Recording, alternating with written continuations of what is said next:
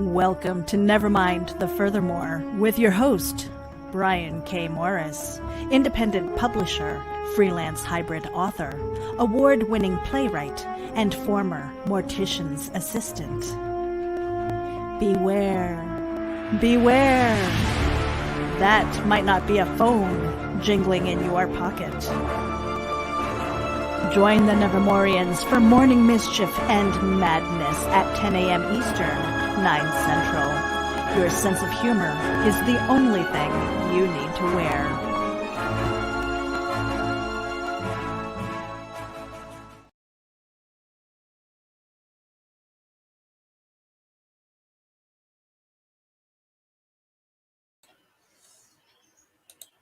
And good morning. How the heck are you? Hope you're having a great Sunday morning, and it is May 17th.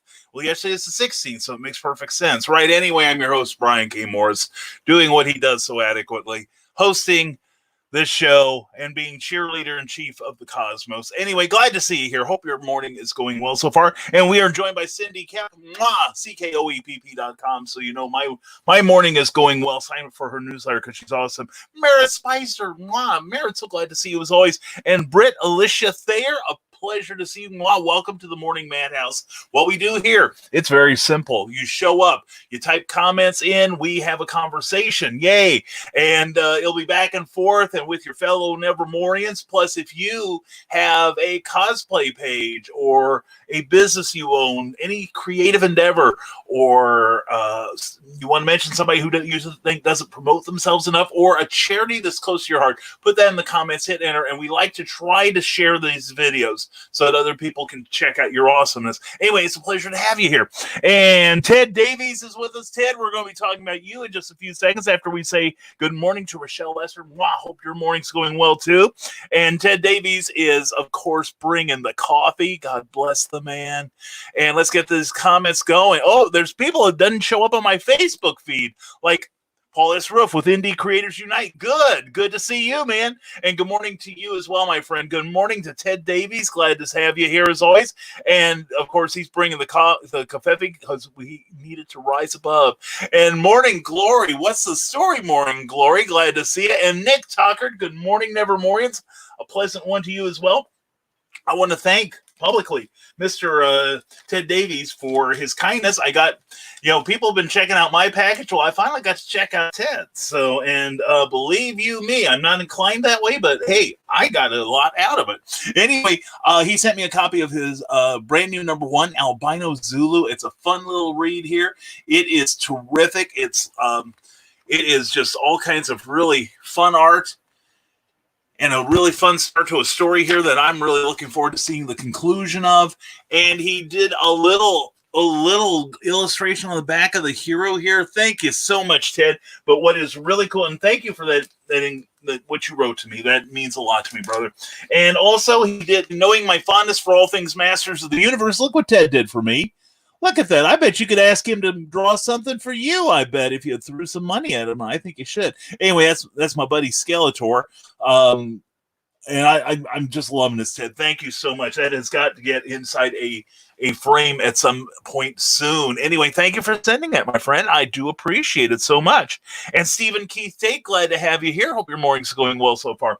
And please say hello to me, because Facebook and the other things do not always tell me when you're here. So especially on the StreamYard dashboard here, because it is very much just your comments, and it's doing a better job of the comments than Facebook does, but just the same. And you're very welcome, brother. Oh, thank you, man. Sincere love to you, man. Hope the weekend treats you well, and thank you again for that. That was so kind of you. So anyway, what's up with everybody? What the heck is going on? We actually got some writing in yesterday. Who would have thought that? And we're making plans for the rest of the month, such as it may be. We are going to be doing a the Indie Author Book Expo Virtual Con on the 30th. I believe my shift is like, I think it's going to start at 3 p.m. or something like that. But anyway, we will be sharing that link on our pages soon. And we'd like to thank everyone who's been watching us on YouTube. And thank you to my new subscribers on YouTube. That means an awful lot.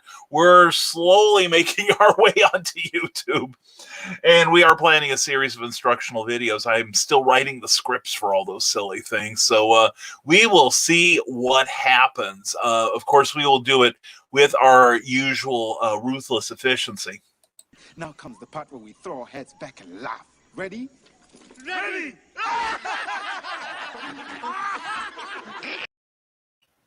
Just what I needed, more mockery. Anyway, no, seriously, we are kind of easing our way in. I've noticed that we don't exactly leap in before we leap. We study the landscape quite thoroughly. So, what can I say? And we are joined now by Mark Lerner. Good morning from Xanadu, and I love that musical, Mark. I wish I knew how to roller skate. I'd play the Olivia Newton-John in a heartbeat. But anyway, glad to have you here, Mark. Hope your morning's going well, my man. Hope everything is agreeable in the hinterlands of Illinois, the land of lockdown. And we're also now joined by Carla Hathaway Pullman. Carla, mwah. Hope you're having a great morning, Carla, as always. And Charles F. Millhouse, a pleasure, my friend, a pleasure. Check out Charles F. Millhouse author, or Charles F. Millhouse Presents, here on Facebook. Please promote your Facebook pages and your YouTube pages. Let's get some more signatures before them, shall we? And good morning to you, Charles. I hope you're having a great morning, you and Marianne both. It's feeling like a lazy morning, isn't it? I'm kind of getting that vibe that... of course, it's been raining all night here, and I think we're expecting rain this evening and going through the night again outside the compound here. Fortunately, we've rubberized all the outer walls, so we're in good shape today. We are in such good shape. And in a few minutes, we will start our reading of what chapter are we on, Brian? Well, I don't know. It's been a week since I looked at it. Give unto me the break. We will be reading chapter 6 of this extravaganza here, Santastein by Brian K. Morris, who's my favorite author. If you can't write what you like, you're in trouble. Anyway, we've been reading selections of the first 5 chapters from Santastein.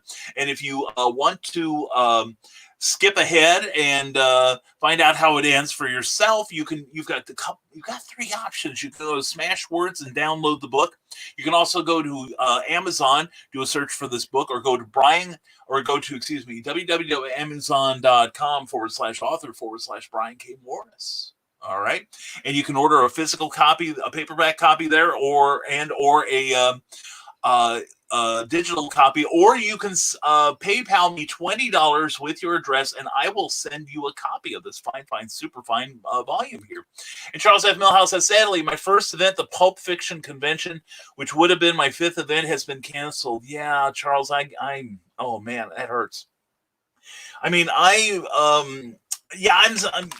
all of us, for those of you who don't know, with this whole thing about the C-19, we are some of us who like to get out and see other authors, meet our audience, and just general hang around and have a little good times and share war stories.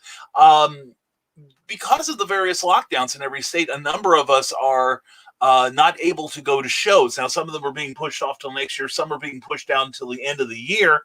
I am entertaining. I'm the same way, Charles. This week I found out Imaginarium in Louisville is being put off till next year. Now, they are planning a virtual con, as are so many other venues. And I'm involved in the planning of a couple myself, which we will keep everyone posted about. That was a terribly constructed sentence, but what do you want on the fly? Anyway, we will be promoting the virtual cons that we'll be at, because we can be together apart that way. And I'm going to be doing some stuff that will supply you, the viewer, with some added content and some fun, hopefully. So we'll see what happens. But like I said, with Imaginarium, kind of going by the wayside there, and their virtual con will be later on in the year. That was a weekend I had several commitments, kind of like clashing against each other, and I picked Imaginarium simply because I committed to it first, concretely. Well, now I'm in the process of talking to another place that I might be able to get in. We'll see. The logistics of this one are a little more difficult than most shows. So we'll see what happens, but we'll keep you posted on that. And of course, if you want to learn more, check out my newsletter at risingtide.pub. You can sign up for it there. And also you'll see a crawl down at the bottom of the screen where you can go directly and input your information. And I promise we won't sell or trade or rent or barter your contact information away. It stays with me because I'm a greedy son of a gun.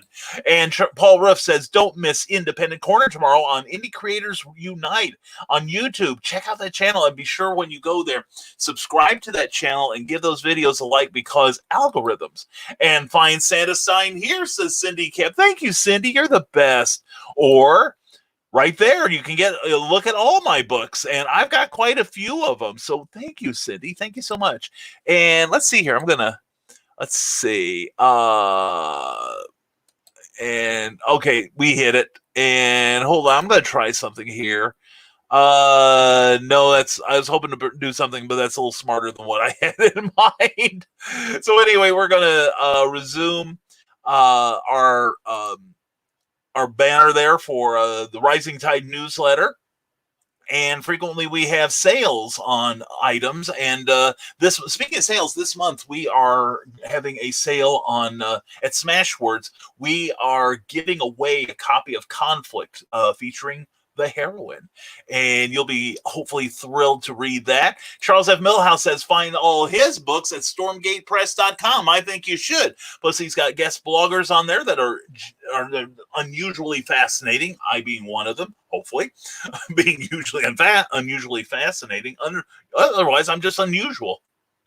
So anyway, please check out the works of Charles F. Millhouse. I'm currently reading one of his Captain Hawken books, and oh boy, that's an exciting read. Mark learned you might enjoy those too,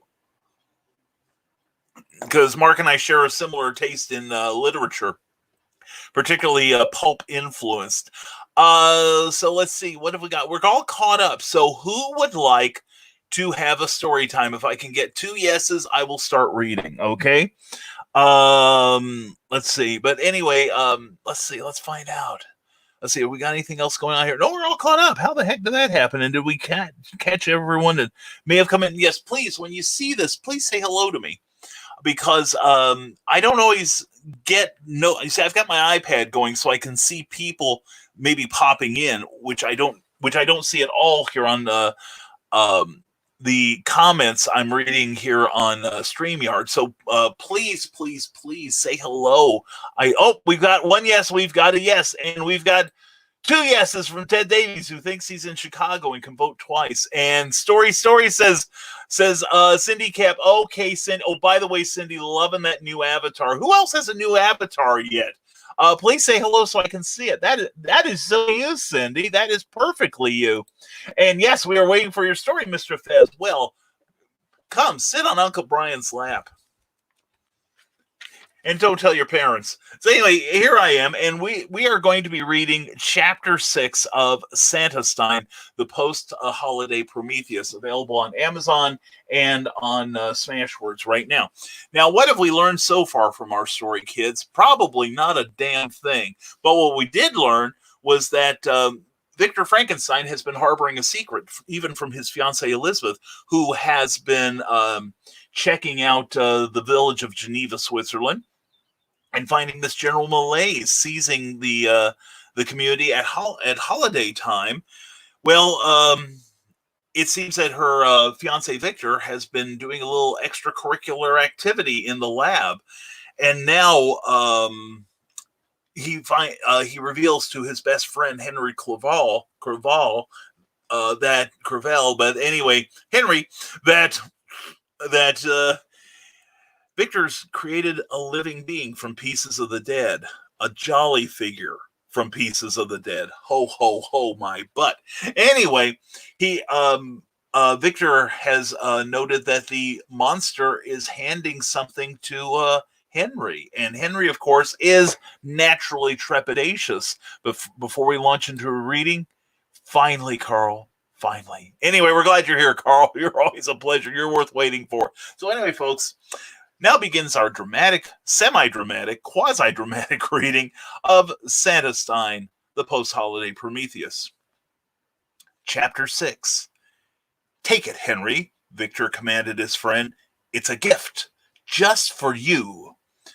With what was supposed to be a smile, the creature held forward a package. Its wrapping held images of mistletoe and gargantuan pine trees, their branches heavy with shining ornaments and candles. The paper was wrinkled and didn't quite cover the gift completely. A length of blood-colored ribbon surrounded the paper, intersecting at odd angles and pressing the paper tightly against the offering as if it was being held hostage. The creature gestured for Henry to accept his gift. It grunted as if vocalizing a question mark, unaccompanied by any consonants or vowels to comprise real speech. The creature patiently waited for the man to reach forward, perhaps to even smile and express his thanks as one human being might do for another. Instead, Henry thrust his hands under his armpits. I'd sooner take favors from Satan himself. He pulled his gaze from the grotesque sideshow version of Kris Kringle and turned towards Victor. Please, my friend, you must slay this monster. The creature's smile faded swiftly. Cold fingers allowed the gift to drop onto the chair with a squeak that emanated from inside whatever the wrapping paper concealed. With a violent thrust of his index finger, Henry gestured towards the creature. We cannot wait. We must slay it immediately. Sooner if we could. Victor stared at Henry in shock. He couldn't see his creation, but he heard it begin to snarl. It took in a huge lungful of air and expelled it in a violent no! It took a step towards Henry, whose eyes teared up, confident of his immediate demise. Then, with a speed that astonished both men, the creature bolted for the front door. It wrapped one misshapen hand around the latch before turning at the waist to face both of his creator and Henry. Its unwanted gaze settled onto Henry, who trembled as if stricken with a palsy. One hand slowly rose, its gnarled finger fully extended and directed towards Henry. Victor wondered if his creation could expel lightning, striking down his fraternity brother and only true friend. Half of him dreaded the possibility. The other half wanted to begin writing down his observations in his notebook. Henry almost prayed his heart would give out as it painfully slammed again and again into his ribcage. Whatever plan for retribution this monster held in its twisted mind, Henry would rather have been embraced by the angel of death than to endure whatever hellish punishments might comprise this abomination's rebuke. With a raspy, painful voice that spoke in tones not unlike that of a sarcophagus opening, the creature fixed its gaze upon Henry and said slowly and softly, "Naughty." Then it tore the outside door open, crushing the latch in its powerful grasp before it sprinted into the night. "After him!" Victor shouted, seizing Henry by the arm. Henry shook his head. "No, it's too dark out there, and the snow is still falling." In truth, Henry would have preferred to slap a mountain lion on its snout while wearing a suit made of prime steak fillets than to confront the patchwork being. Unheeding and uncaring of Henry's sense of self-preservation, Victor pulled his friend to the door with a madman's strength. He gestured towards the full moon that struggled for attention through a gap in the thick winter clouds. The full moon shines through the clouds, verifying the narrator's observations from the previous sentence, giving us just enough illumination to follow my creation's tracks in the snow. Henry took a step backwards, moving towards the coat rack. "No, my friend, we must regain control over your handiwork and return him to the laboratory." As Victor ran outside, his full attention on his creation's footprints in the snow, Henry glanced at what used to be a door latch. Restrain that monster, he thought. Between bestowing life on that freakish being and then keeping it helpless, such a pair of miracles in one lifetime may be too much to ask for. But he found himself following his friend's tracks without hesitation, mostly because he didn't want to be caught by himself in this room should the monster return. In less than a minute of more running than he had done during his university days, mostly away from the shouted objections of the local females and the fevered pursuit of their protective boyfriends, Henry caught sight of Victor, who stood at the mouth of an alley. The scientist crouched slightly as if to evade the attack of a wild animal, which he may very well have been. "Please," Henry heard Victor plead, "come back with me to the laboratory. We can fix your appearance, heal your pain, teach you to tie a decent bow." But the only reply Victor received was the growl of an inhuman beast. Henry stood behind Victor, way behind Victor, and saw the creature at the end of the alleyway, backed up against a tall wooden fence. Framed in the scant light of the moon overhead, the monster looked around frantically, seeking an avenue of escape. Victor stepped forward slowly and alone. Henry never once found a conflict he didn't run away from, and this one proved to be no exception. Victor said softly, soothingly, "I implore you, return with me. Let me help you." "No," the creature said. He took measure of the building to his right and pressed himself against the outer wall. Touching the side of his nose, the creature nodded, then leaped directly upwards, clearing the first-story windows easily before digging his untrimmed fingernails into the house's stone exterior. Clawing like a squirrel, frantically resisting gravity's lure, the creature scaled the wall rapidly until it reached the end of the roof. Gripping the shingles tightly, the creature's incredible strength allowed him to easily and quickly pull himself onto the roof. Without the slightest hesitation, after all, what was injury or even death to such a powerful being? The creature raced across the top of the building and easily leaped to its neighbor, landing softly in its snowing covering. Then the creature repeated the maneuver again and again until it disappeared into the distance beyond Victor's line of sight. "We'll never keep up with the monster," Henry observed. "We should be so lucky to hope it will fall and break its legs, or its neck." Victor winced as if his friend spoke ill of his own son. "Let's return to the warmth of my home. From there, we'll make our plans to recapture the experiment." "We?" Victor gulped as Victor pulled him away from the alley. Quietly, as the snow continued to fall and fill in their tracks, Henry followed Victor back to Castle Frankenstein. The scientist seemed so lost in his thoughts that he was oblivious to the temperature and the icy winds. On the other hand, Henry wanted some port to exercise the goosebumps that covered his skin. Then he planned to have a lot more to rinse the horror of this night from his psyche, a horror whose end didn't seem to be arriving soon enough. Meanwhile, from the edge of a nearby roof, jaundiced, unmatched eyes watched the pair in their retreat. The creature pulled back the corners of its mouth in a demonic smile.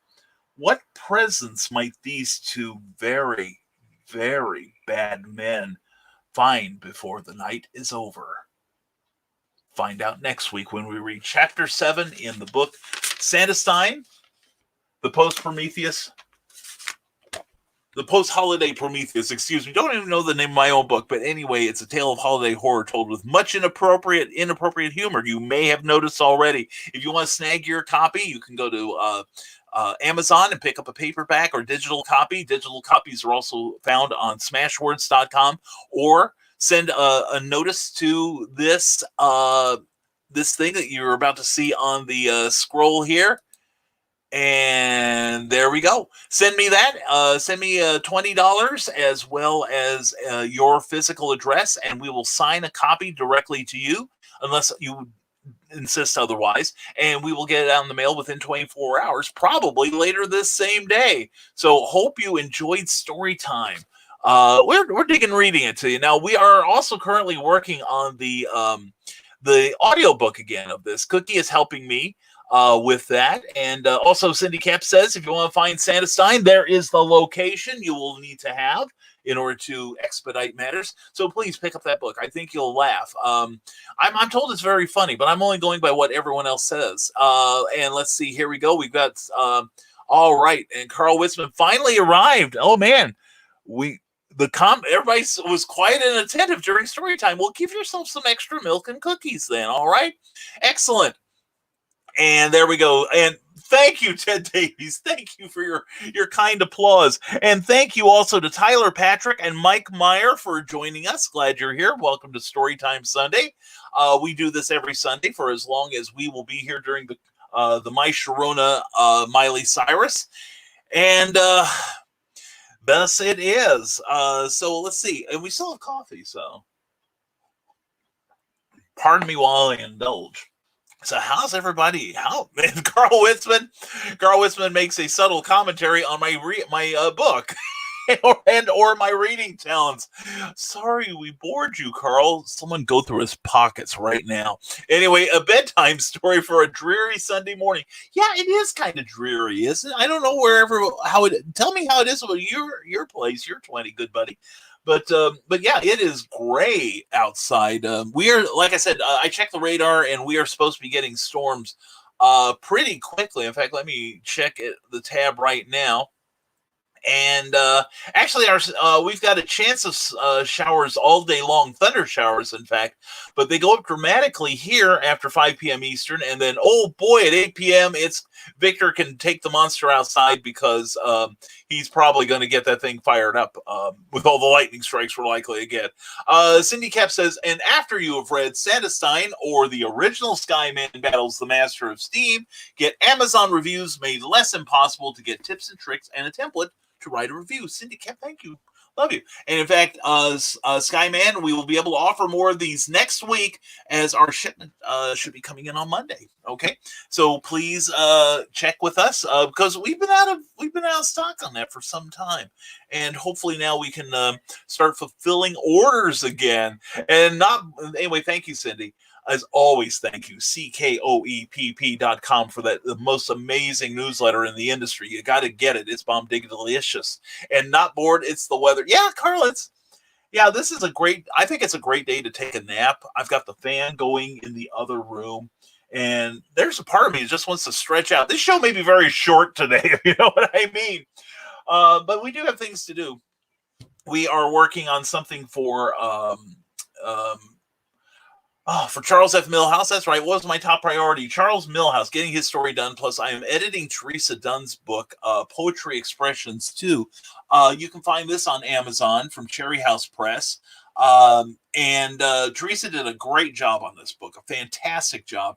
And she's working on her third book as I'm trying to get through the second. So it's on me to get this extravaganza on the road here.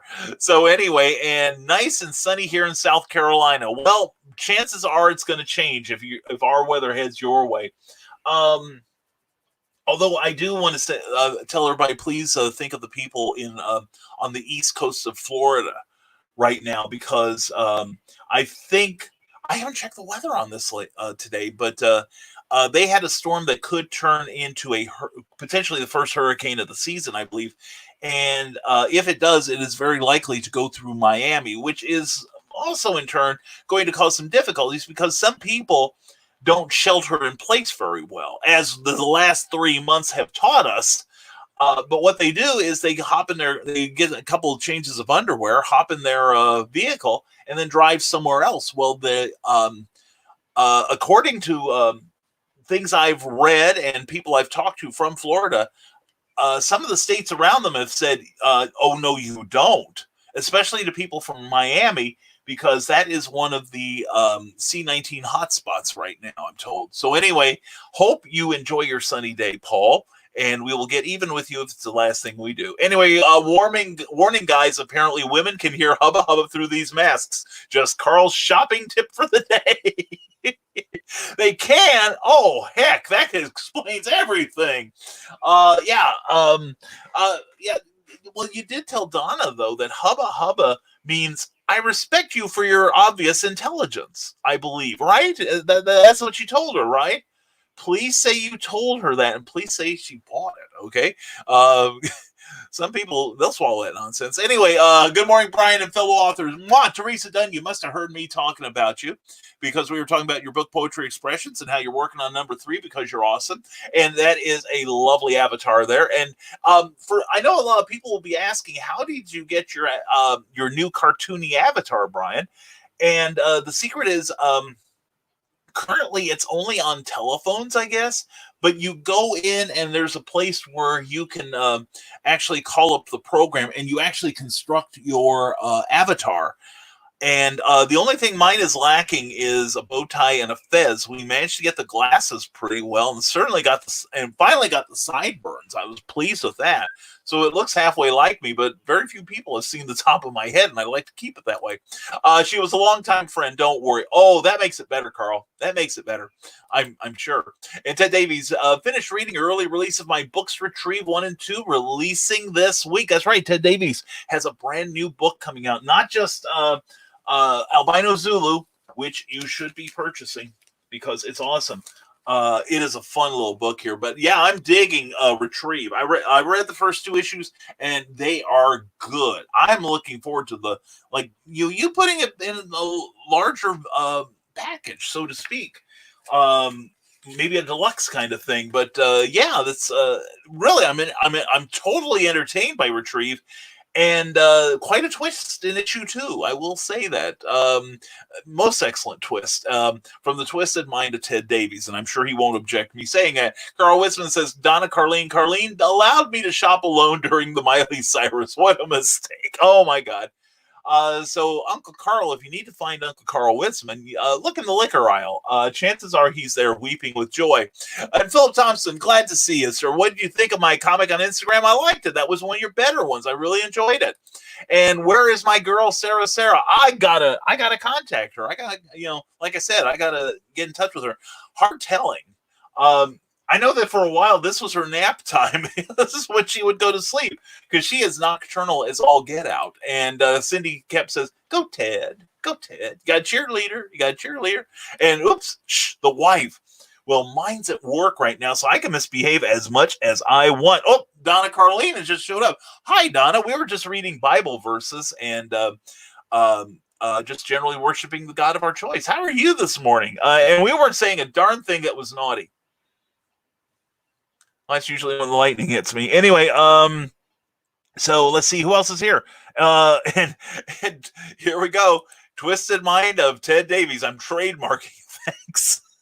We are here. We are a marketing machine here at Rising Tide. I'm telling you this right now. And because and I'm sure, Ted, if I were to use that just like you, we wouldn't have to worry about the Federal Trade Commission climbing our butts, would we? And also, I want to show off again. This is, oh my God, I love this so much. I've got to find a decent frame for this. Ted sent me, knowing my love of all things from the original Masters of the Universe. Ted did this drawing. Isn't that fantastic? And I bet Ted would draw one for you if you asked him nicely and asked what his prices are. Very reasonable. Very reasonable. But check out the work of Ted Davies. He is so very, very talented. And check out his YouTube channel. And please give that a like while you're at the YT, as its friends call it. Please stop by my page and help us conquer YouTube. We are heading toward, we want to get 100 likes, or 100 subscriptions before the end of the month. We will be very happy with 99, however,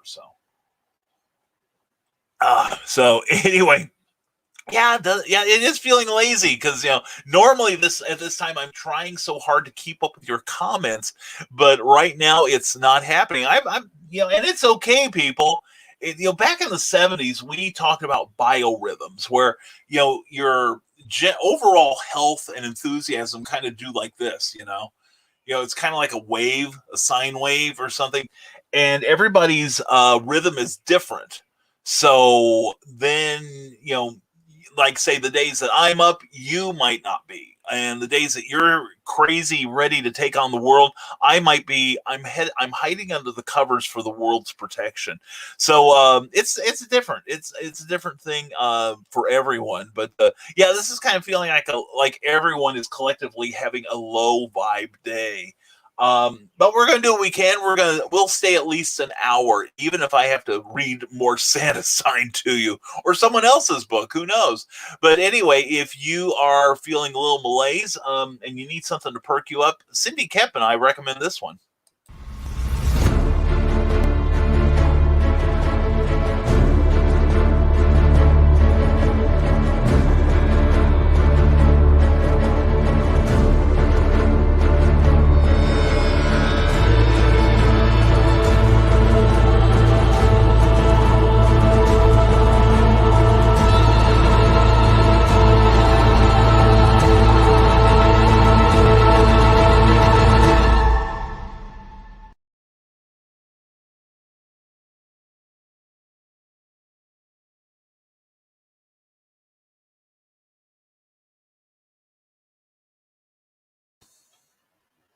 I love that commercial. I'm very proud of it.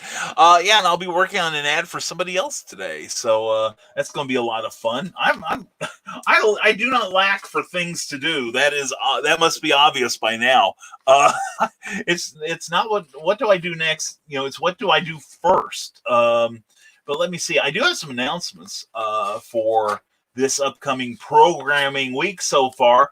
We're going to be taking a little hiatus from a lot of extracurricular broadcasting this week because we've got some things we really want to get off our plates, and this is happening a lot lately. This law of attraction thing, there is definitely something to it where it's kind of like that old thing, to whom much is given, much is asked. And I came across an opportunity that I don't know how big a chance I have to succeed in it, but I just want the opportunity. It's kind of like, I know it's like Rocky. I know I'm not going to beat the crap out of Apollo Creed, but can I last the full night? Can I last all however many rounds with the champion?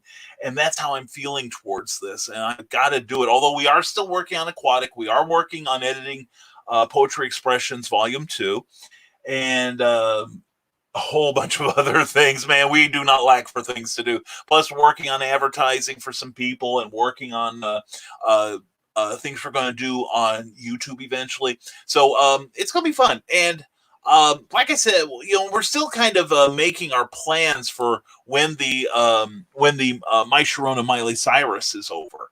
That we are going to.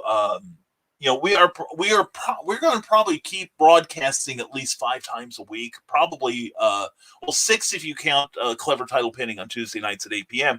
And this Sunday, which is one of the programming notes I wanted to give you, is that this coming Tuesday, we are going to be blessed with the presence of 2 wonderful people who are here right now. That is Cindy Kemp and Charles F. Millhouse. We are going to talk. They've got series books, and we're going to talk about what it takes to get series going, and and what they've been doing. And they've been at this quite some time. So what keeps them in the game? What successes? What do they,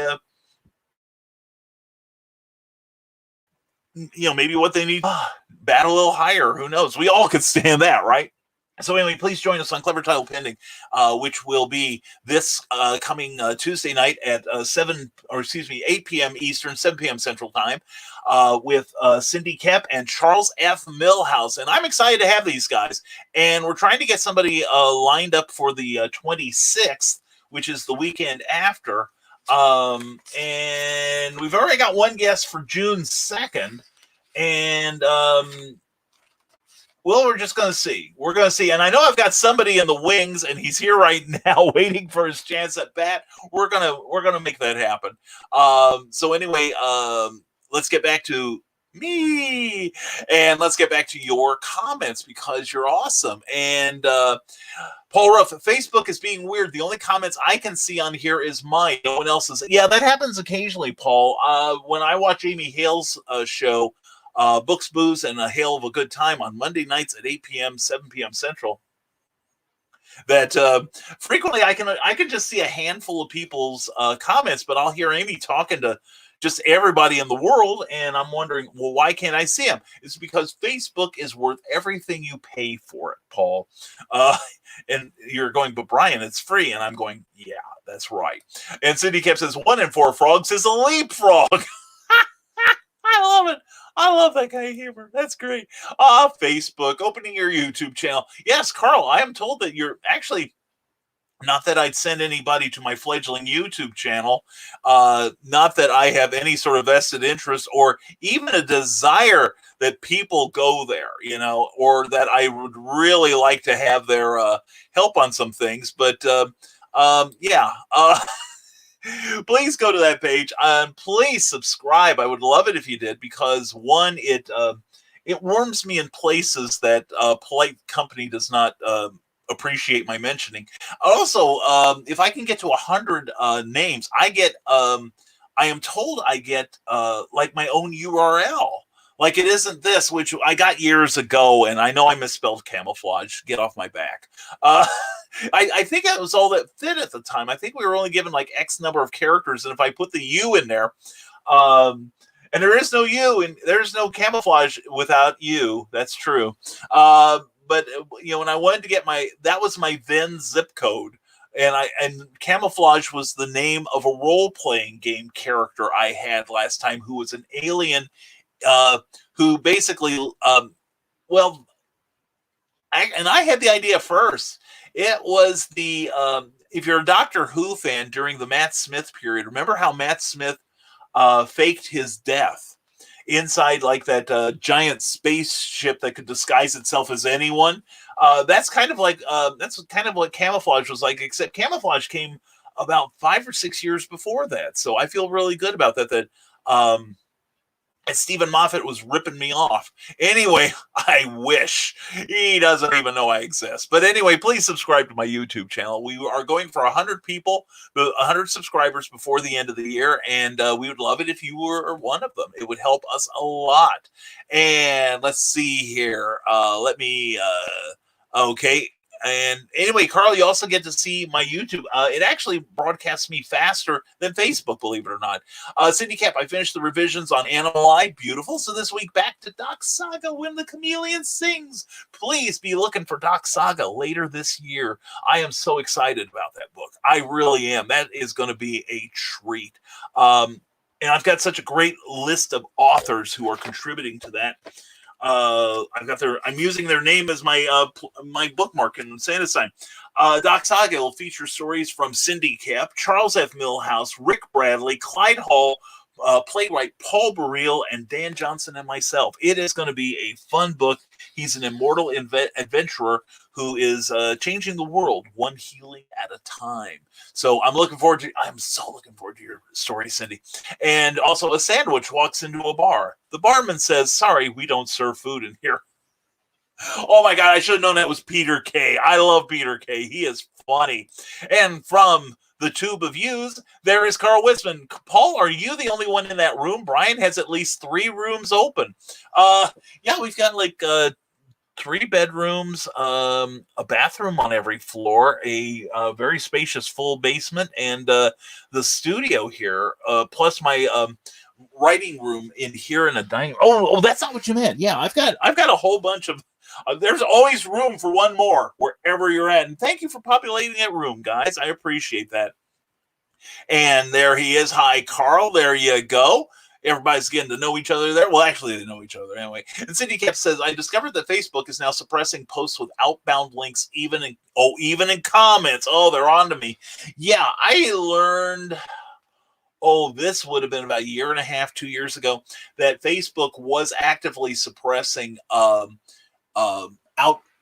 links in subject lines. And here's why. Like Walmart, like Target, like Costco, like Sam's Club. They want to be all things to all people. That's why Target serves food. That's why you can cash checks at Walmart You can pick up groceries almost any of these places and get your car worked on at the same time. It's because these places want to be your one-stop shopping. Amazon is the same way, and they want you to go there and get everything you need right there. Okay, so having said that, Facebook, yes, does suppress your post. So if you say, hey, I'm on the air right now, and if you go to Amazon, you can buy my books. Well, I ran some experiments a couple years ago, and I found that about 10% of my audience was getting notices that I was on the air when I did that. And so now if they are doing links outside of here, we're just going to have to get a little smarter, I guess. Cindy, thank you for that heads up there. Appreciate it, as always. Let's see what we can do to get around it. And hello, Indie Creators Unite. Hey, that's Paul. That's Paul. Carl talking to Paul. And here we go. Ted Davies goes, attention, attention. My sci-fi thriller Retrieve is on sale. Digital PDF tomorrow. Do you believe in reincarnation? Are you ready to be held accountable for your past lives' crimes? Details are coming forward on his on Ted Davies' Facebook page tomorrow. The Ted Davies Artistry. Also check out his channel on YouTube. Also where you can watch him draw and listen to his observations on all things comics and artistic stuff. And I'm telling the world right now, Ted Davies is going to be on a future episode of Clever Title Pending, and we're going to have fun. Dang it! Anyway, Teresa Dunn says. Nothing. Sorry, Teresa. We left you speechless. Glad to hear it. Anyway. And everybody goes, Brian, I wish you were speechless. Anyway, moving on. Here's another thing here on Facebook tomorrow night, Monday, May 18th, at 4 p.m. Eastern, 3 p.m. Central. The OnCon Network page is, well, you see, OnCon has something every day at 4 p.m. to bring the convention experience to you that you might not be getting right now, and no one else is, so why should you be any different, right?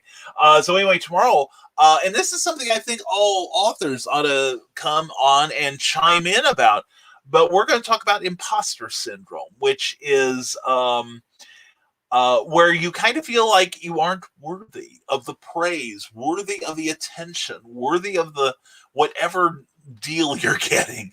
And it happens to a lot of us. And I admit I suffer from it some days to an almost crippling degree. And of course, the other end of the spectrum, of course, is thinking you're more than what you are, and that's annoying. That's annoying as hell.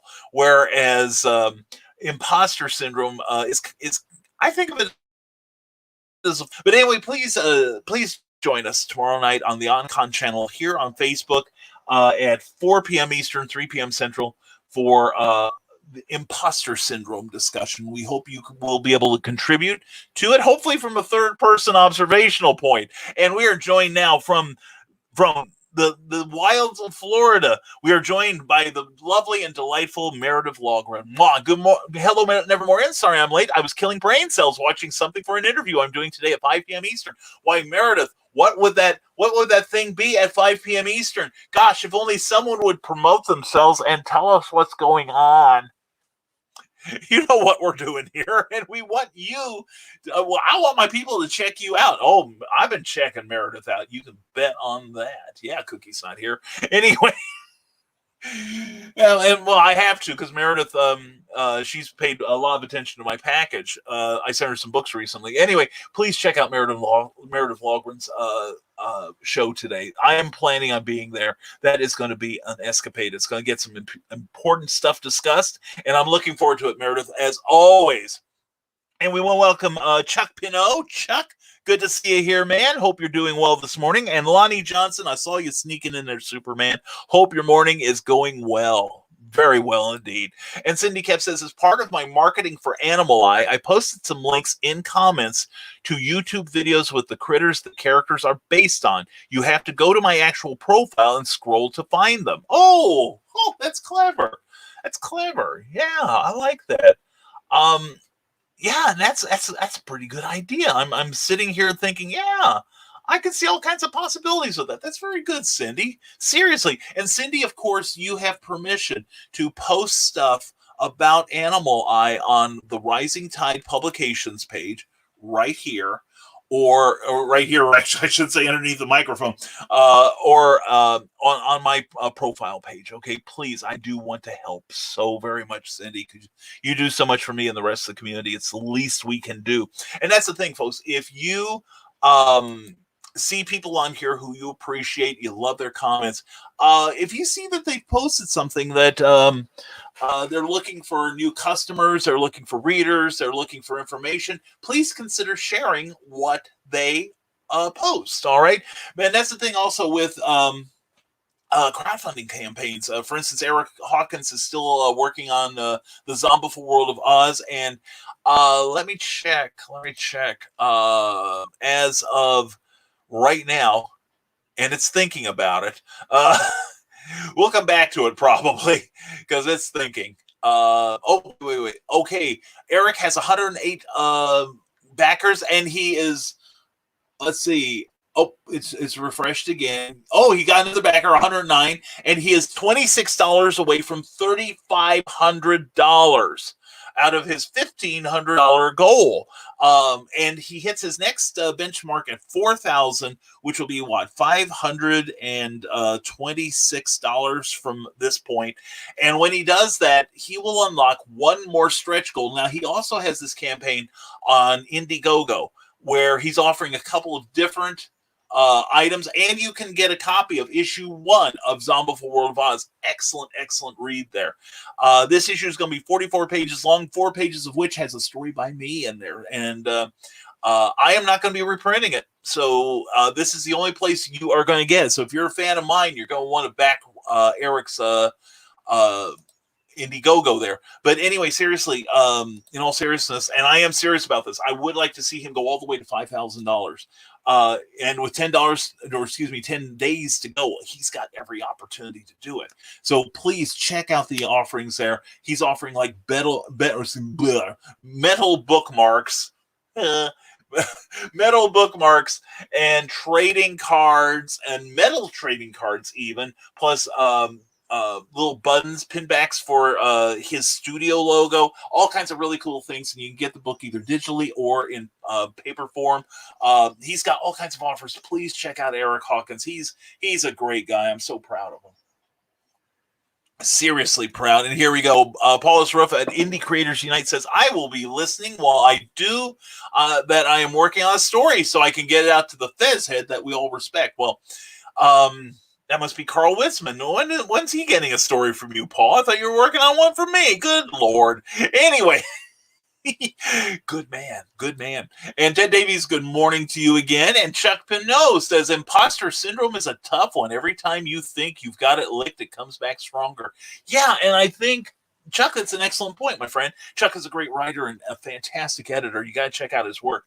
But yeah, I think sometimes with some of us, the more we get accomplished, the harder it hits us, because the only way I can get around it is to frequently be reminded by all concerned parties for me that I've actually gotten things accomplished. That I feel, I still feel like a noob. I feel like Meredith Logren does, as far as being the comics noob every Friday evening on her channel on Geek Insider. Check out geekinsider.com because it's awesome.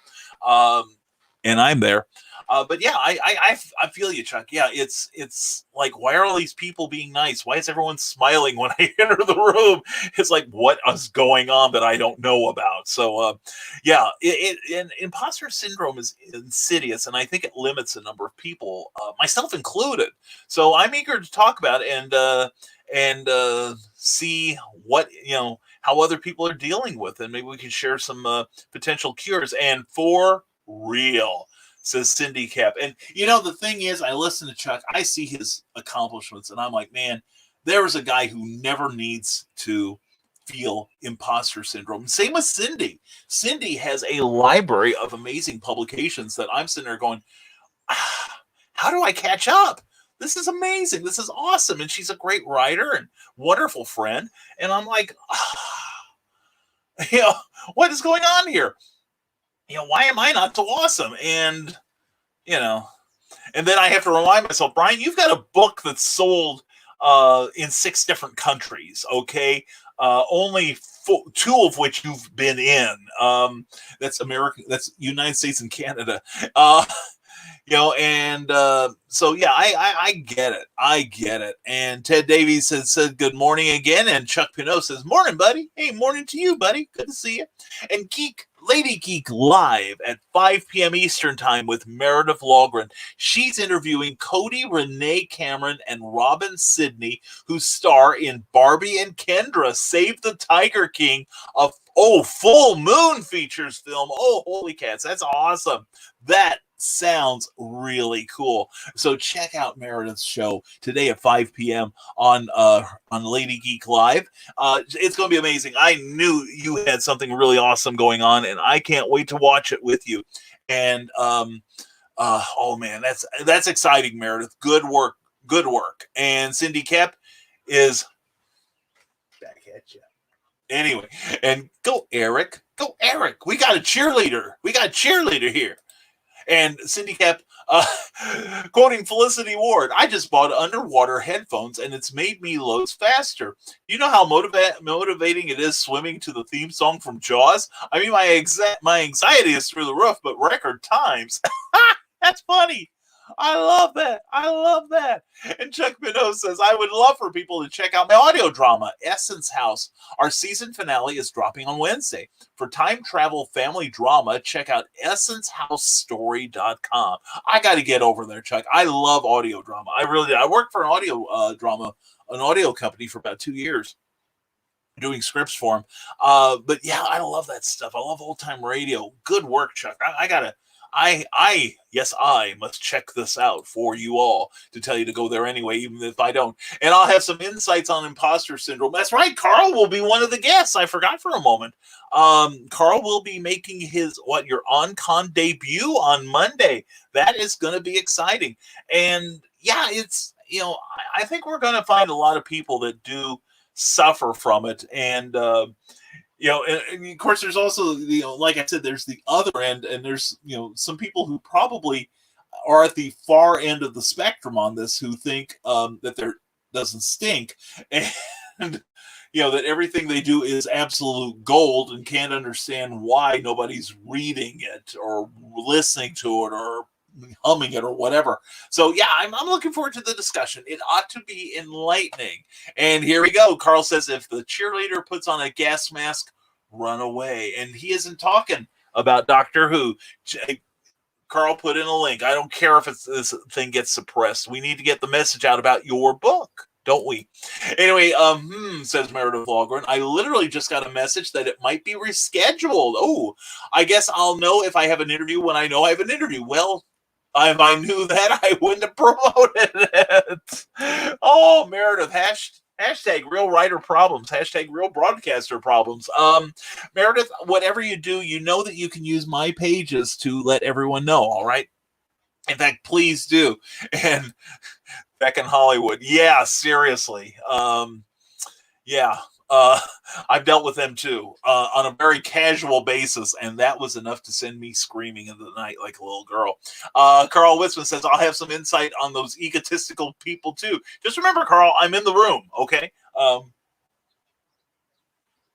admit there are sometimes I feel like I'm overcompensating for my imposter syndrome. So, but no, Carl has published a book. Hell, even just publishing a book or doing a broadcast, you should not suffer from imposter syndrome, because you have already done something amazing. You've done something a lot of people just sit around and go, well, I ought to do that one of these days. I'd really like to do that. Well, then they don't get off their fat and get it done. So, I feel you.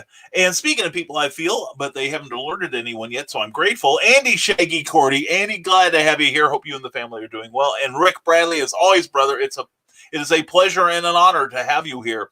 Please check out their work, Empire Comics Lab for Andy Cordy, and also R. Bradley, author rickbradley.com. It's cool too. You will be improved by your mere closeness to it. Okay, Chuck Pinot's Essence House is awesome, says Ted Davies. I've enjoyed listening to this riveting story. Please check it out, but tell me the ending. I'm still listening. Oh, cool. Let's all tell Ted the ending. although we don't know. Chuck Pinot says, it's been a really interesting challenge writing for the audio drama. It's stretching different muscles. Yeah, I've written a couple scripts. In fact, I've got a Doc Saga story, which is the adventure character I'm putting together for a series of anthologies. He was inspired by a Golden Age pulp and comic character.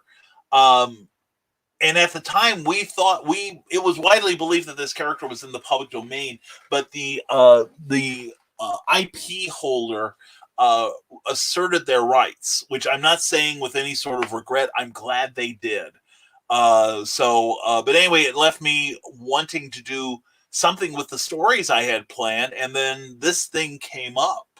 This Doc Saga thing came together in my head, and yeah, we're on it now. Even some Nobel Prize winners had imposter syndrome. I can see that, Carl. It's like we're going to be talking about it with comic and word creators, but I'm sure that there are people out there who are doing wonderful, amazing, creative things and are thinking, when is everyone going to realize the emperor's naked, sort of thing. So let's find out what Nick Tockard here went a little long. Take a drink, everyone. Here we go. And I'm going to read this off of my iPad because StreamYard cut off a little bit of it.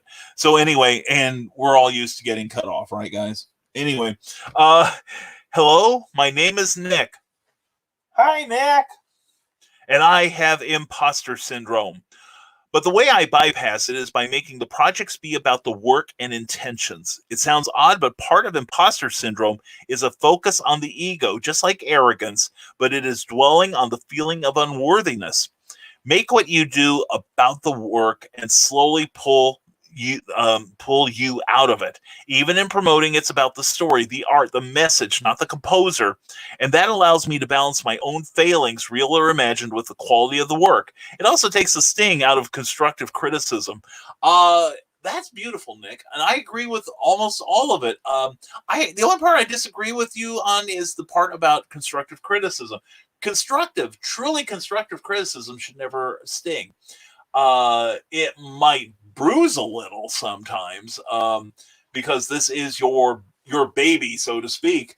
But just the same, if you can learn from it, then it's constructive. And then the stuff where it's like, oh, you got no business writing, I didn't like it. That's not constructive and has no place even being voiced.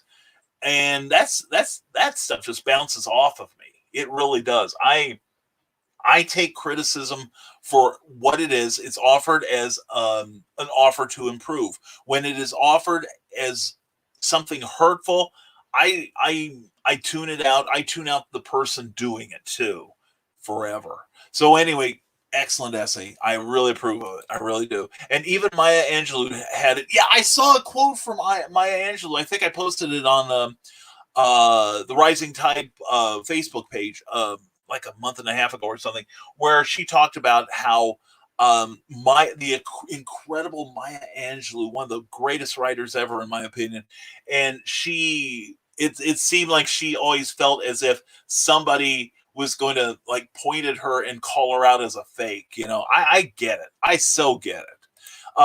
Amy Shaggy Corey says, in the morning, late and dreary, listening to Brian, who's not so weary, as the rain begins to pour, gathered round my phone, and listening while my memories are witnessing the images of dino porn. Quote the Facebook, nevermore.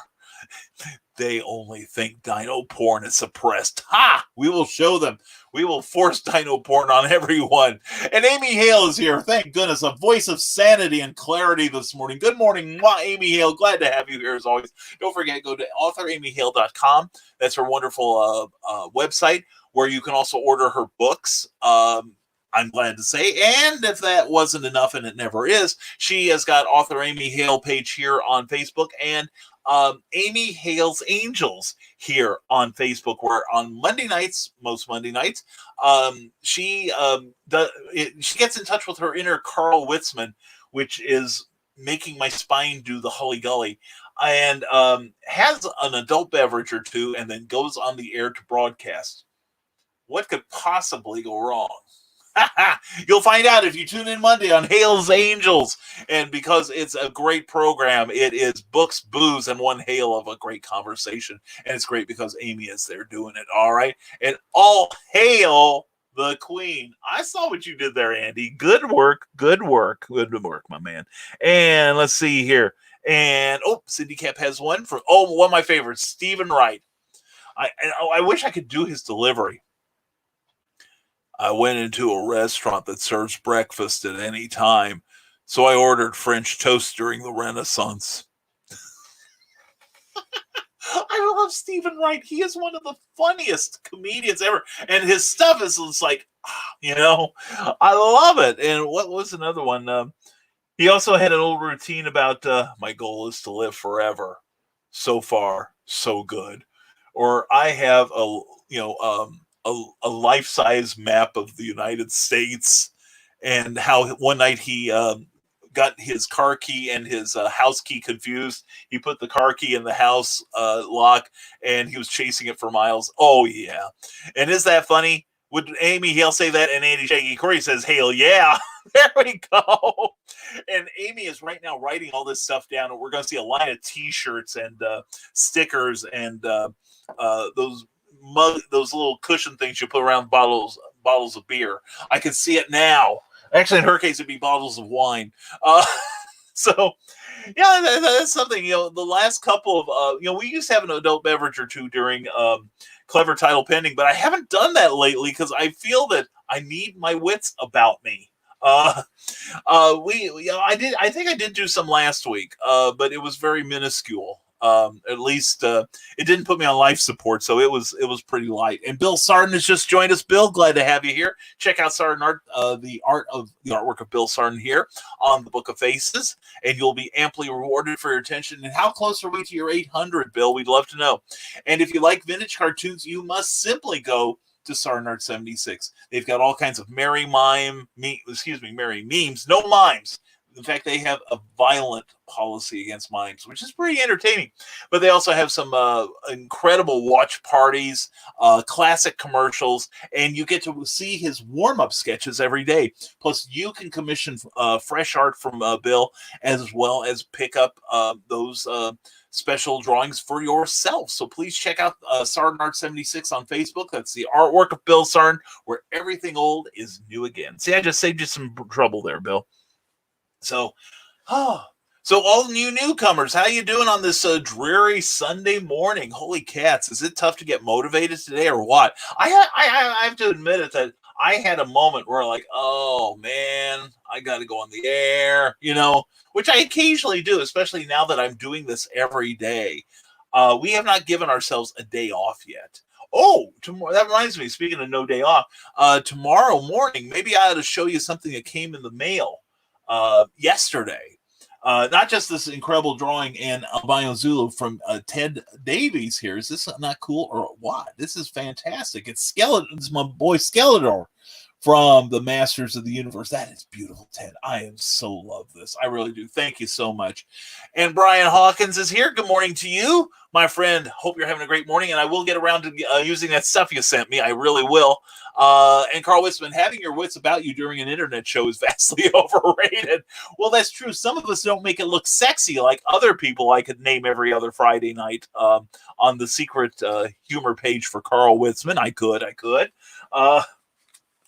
Oh man, but no, today's just feeling like a tough day to get motivated, and I don't have any place I have to go today, so I'm basically in the house all day, which suits me fine. Y'all can keep your C-19 cooties, all right? But we are contemplating like some virtual conventions we're going to be doing. An opportunity. Like I said, it was announced the other day, and thank you, John Pica, for letting me know. But Imaginarium in Louisville, Kentucky has been canceled for 2020, and they will be coming back next year, which means that my return to the road is now... actually, there was another show that if circumstances occur in the proper order and we get to at least phase 3 where it's happening, we might have a show that may replace a live show that may replace what we're doing in Louisville, Kentucky. And actually, I want to thank Steven Zimmer and Holly Philippe and Daniel Huberry for putting the health of your patrons above mere commerce. That means a lot to some of us.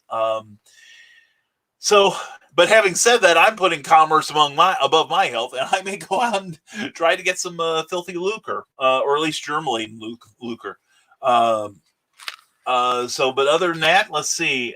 Heroes for Kids on the 18th of July in Perryville, Missouri is now my next live show officially. If that changes, I will let everyone know. I may try to get into something on August 8th. I'm sure I'll be able to. And then I've got a virtual library show on August 15th. Then in September, SilCon is still happening. And then so far, PennCon is happening. And the Imaginarium is going to do a virtual convention.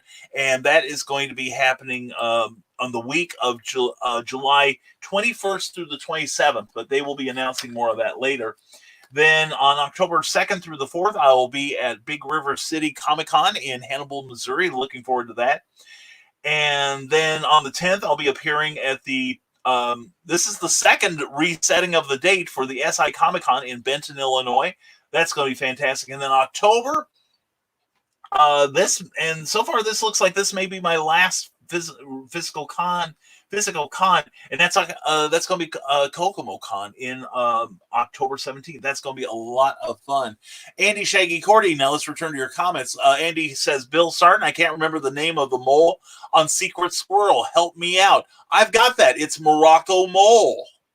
Ha! I remembered. Morocco Mole. And Carl Witzman says, SilCon, yes, I agree. SilCon, yes. It is going to be so much fun. So looking forward to it. And Andy Shaggy Cordy puts together his powers of summoning, and he calls for Tina McElhinney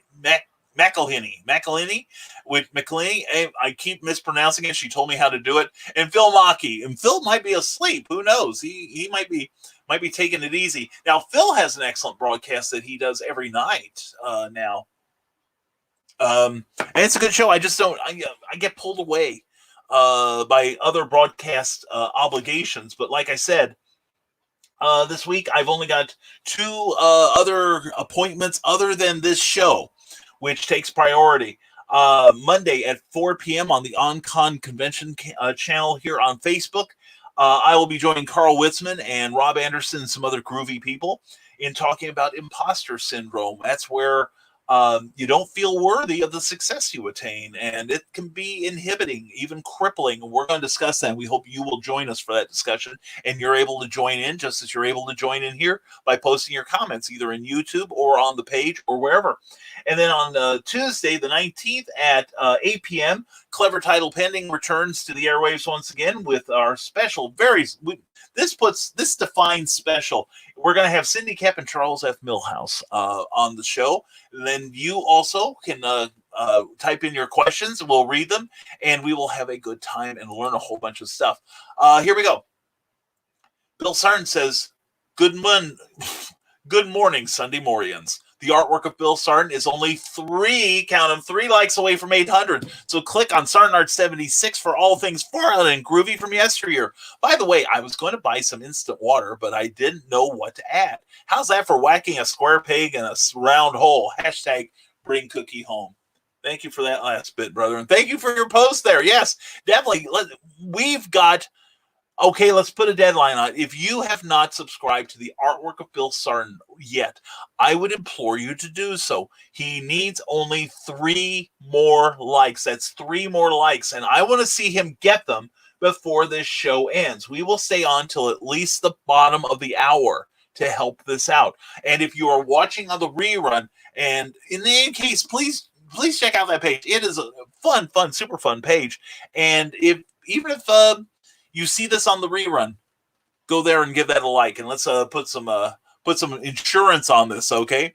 Brian, the kids were thinking Morocco Mole is you in the Hanna-Barbera universe. It could be weak eyes and a fez, and a little rotund. That it was predicting me. It really was. Bill and Joe were prophets, I tell you. And they were reading the Scooby-Doo team-ups and came across and were like, it's Brian. Oh my gosh. Yeah, that's true. Well, also, and by the way, I love the Scooby-Doo team-ups. I'm sorry it's done.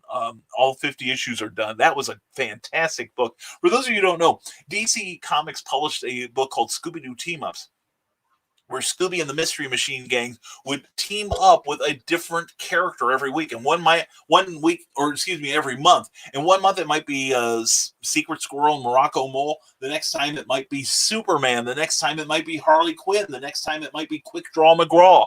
It was a super fun title. I loved it. I'm sorry it's gone. Bill Sarn says Morocco Mole should be Brian's new avatar, not these generic ones that have been popping up lately. Hey, I worked hard on my and Andy, of course, agrees with Bill because I don't. Anyway, but no, I did mine. I crafted mine. It did not have a fez option. Now, if it had a fez and a bow tie option, I definitely would have gone for it. And I'm hoping the program expands so we can add that stuff. But I am greatly amused with the skill of the other people who have indulged with that.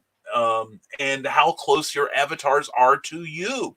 And I was really surprised by how much variety there was in our construction options. I really dug it. And wait a second. It sounds like we might be getting rain here. And I think I hear it hitting the roof. But anyway, the ark is built and we are prepared. Unfortunately, we can only take a couple of you and you have to be cheerleaders. Anyway, greetings, says Harley Slavic. Hope all is well at harleyslavic@gmail.com. It's always great at harleyslavic at gmail.com. Harley, hope you're having a great Sunday morning. Glad to have you here as always, my friend. And Andy Shaggy Corey says, and all the Scooby-Doo team-ups would flow into one another. It was really well done. It really was.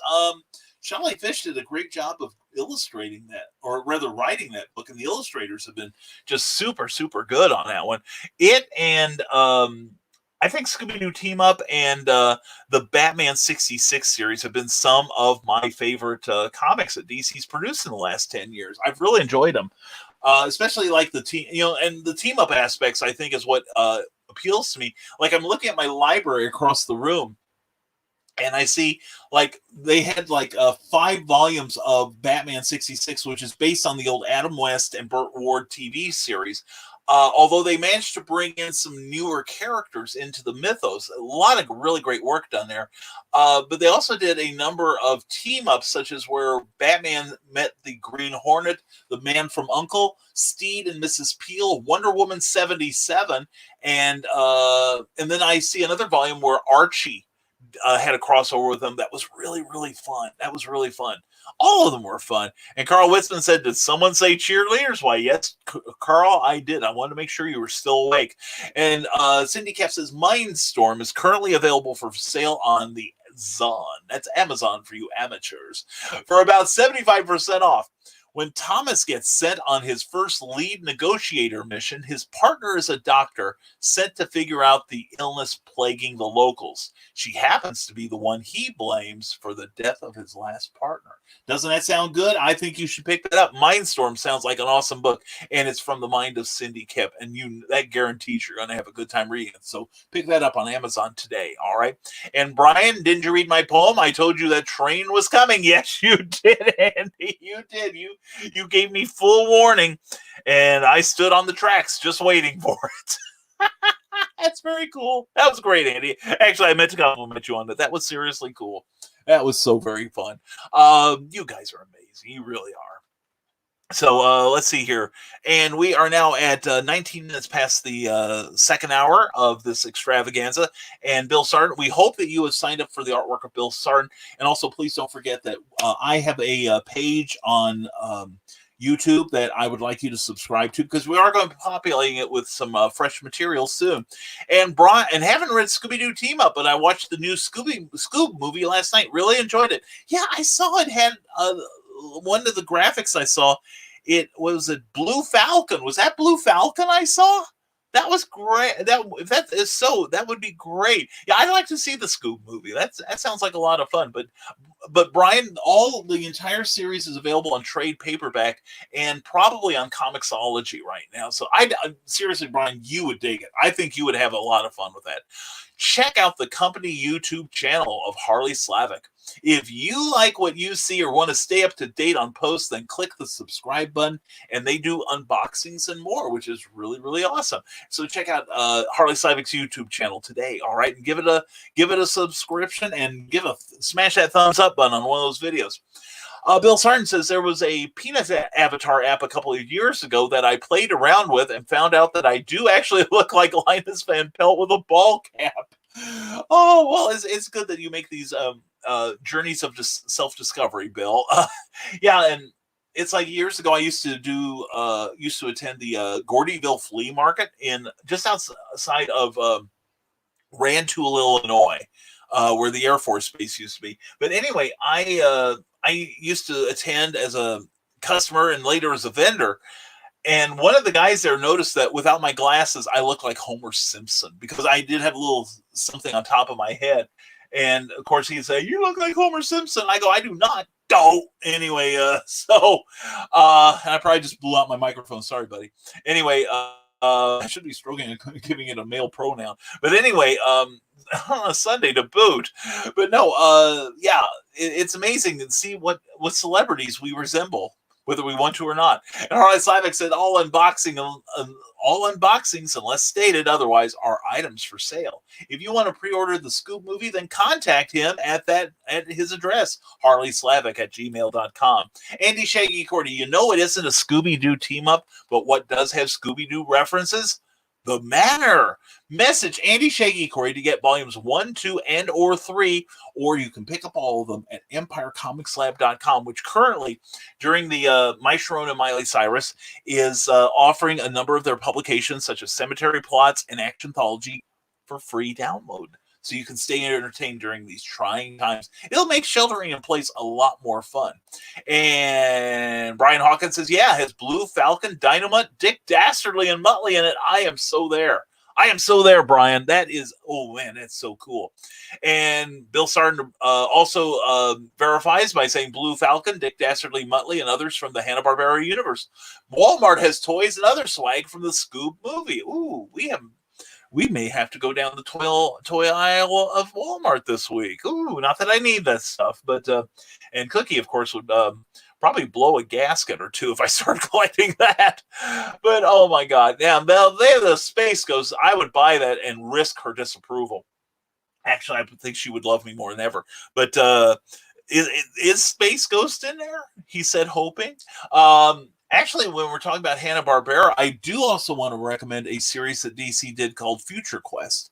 And the first volume of it, or the first 2 paperback volumes, involve like a huge team up that takes in like the Herculoids and Johnny Quest and Space Ghost, and a number of the other Hanna-Barbera action characters, Frankenstein Jr., beautiful stories by Jeff Parker, great artwork by Doc Shaner and Steve Rude, among others. Really fun. And then they had like 2 more volumes, and it was like a different characters every month, like Birdman, another one with the Herculoids, another one with I think Johnny Quest might have had one there. But it was really good stuff. And plus I really liked a lot of the updates that DC did with some of their characters, and I never got to check out the Wacky Races one yet, but I was reading Scooby Apocalypse, where it is the Mystery Machine Gang, but the idea is they are brought together by the zombie apocalypse happening. That was a great title, and Snagglepuss and the Flintstones were brilliantly written by Mark Russell. Great stuff. And here we go. Andy Shaggy Curry has put a leash on the members of his family. He's got to take them for a walk. Be back in a bit. Bring Cookie home and keep Cookie home. Thank you, Andy. Thank you. You know, we got to be working towards you getting that too, you know. I know you'd probably like spend more time with your family, or would you? I don't know. But you've got a great family. I love your kids and love the whole family. You guys are awesome. Have fun. Brian Hawkins, I picked up a few of the figures recently. They're sneaky with the packaging. You have to get 2 different ones to get Blue Falcon and Dino Mutt. Oh, those. Oh, they're crafty and evil. And Harley Slavic says, go to www.figurestoycompany.com to check out Scooby-Doo toys and more. And if you like what you see there, then contact Harley Slavic at gmail.com, and he'll order what you want as they are distributors for that company. Very cool. And and we got somebody else here. We got the wonderful, the charming, the lovelies. Let's see. Oh, not just the lovely Harley Slavic, but the lovely Cindy Cap. Urshalon 1. Like, listen, let me try it for real so you can get a commercial out of it. Urshalon 1, like Hurting the Wind, is also about 70% off on Amazon.com. Ed and the Los Palamas are getting injured and killed by Ushuvani criminals. Amaya leaves her longtime home to go help him and get away from constant reminders of her grief. Check it out, Amazon.com. And also Urshalon 2 is available right now. You might as well get the set, because they're awesome. And so is Cindy Kemp, CKOEPP.com, and sign up for her amazing newsletter right now. I mean, right now. Don't wait. Right now. Brian Hawkins, no Space Ghost unless they snuck him in the credits. There were pics of a few other Hanna-Barbera characters in there, though. Oh, it could be an Easter egg. That would be fun. And Harley Slavic, we could get Space Ghost figures as well, says Harley Slavic. Yeah, but there's one figure. Oh, no, here it is. There's one figure, Harley, I don't know that you stock, and you ought to. I can hook you up. Anyway, and you can get them autographed too. I was not a fan of the Scooby-Doo Apocalypse story, says Andy Shaggy Corey, but Wacky Land Racers and the Scooby-Doo Apocalypse tied together as a story. They were great, extremely well done. But the art, meh. I don't know. I have, like I said, I haven't seen the Wacky Land Racers yet. But I kind of liked Scooby-Doo because Howard Porter did a number of the issues. I like that. And some of the later issues were inked by one of my favorite inkers ever, Tom Palmer, who, wow, he's in his like mid to late 70s and he's still working for, Marvel and DC. Because I love Palmer's inks from things like Tomb of Dracula, the Neil Adams run on X-Men. He did a slew of Avengers. He's just a beautiful. I love his art style. It is really great.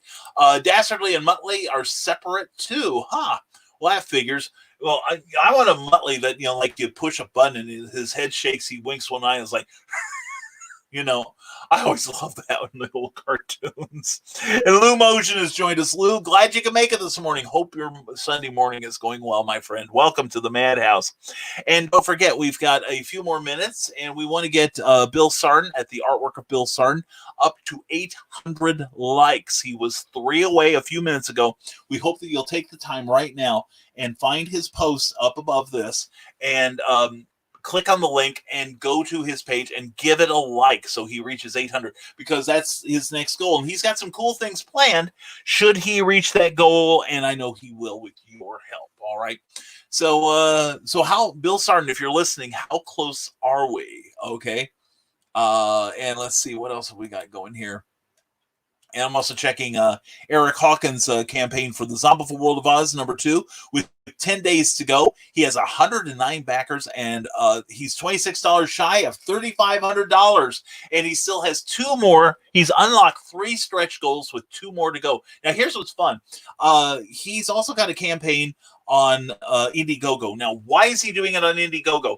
The thing is, there are some people that just refuse to do business with Kickstarter, the way that some people don't want to go into don't want to buy from Amazon, or they don't want to go to Walmart because they have this impression it's too big and too oppressive, and they're just great big poopy heads there. But anyway, scientific reasons.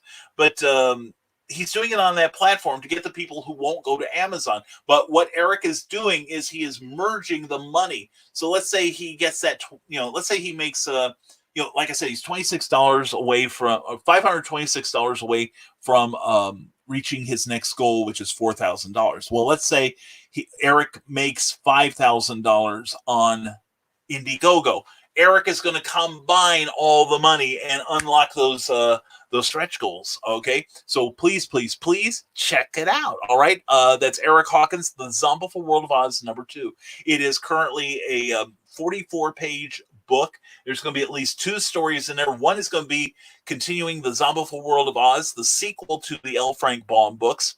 And there's going to be a 4-page story in there that is actually a prequel to the Zombieful World of Oz #1, in which we explore what happened to Dorothy Gale inside the sanitarium and how she lost the memory of Oz and the Emerald City and all the other amazing wonders that were there.